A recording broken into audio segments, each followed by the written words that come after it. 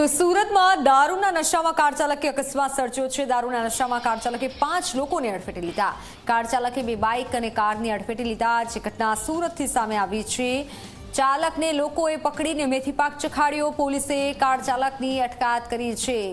સુરતની આ ઘટના અકસ્માત સર્જાયો છે। પોલીસે કાર ચાલકને પકડી પાડ્યો છે, પણ લોકોએ પણ કાર ચાલકને પકડી અને માર માર્યો હતો। બેફામ કાર ચાલકને લોકોએ પકડી અને માર માર્યાની ઘટના બની છે। ફોન લાઈન પર સંવાદદાતા ચેતન જોડાઈ ચૂક્યા છે। ચેતન, કઈ રીતે અકસ્માતની ઘટના બની, પોલીસની કેવી કાર્યવાહી?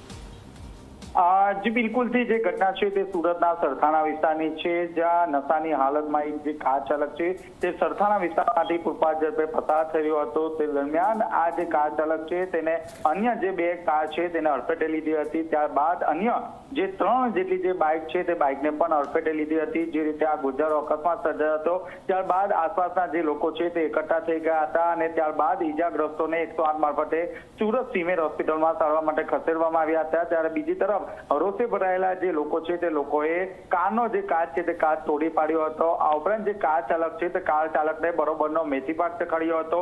બીજી તરફ આ ઘટનાની જાણ થતાની સાથે સરથાણા પોલીસનો કાફલો ઘટના સ્થળે દોડી આવ્યો હતો।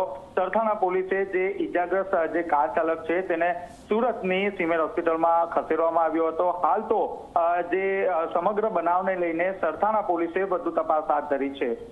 જી ચેતન, આભાર માહિતી બદલ।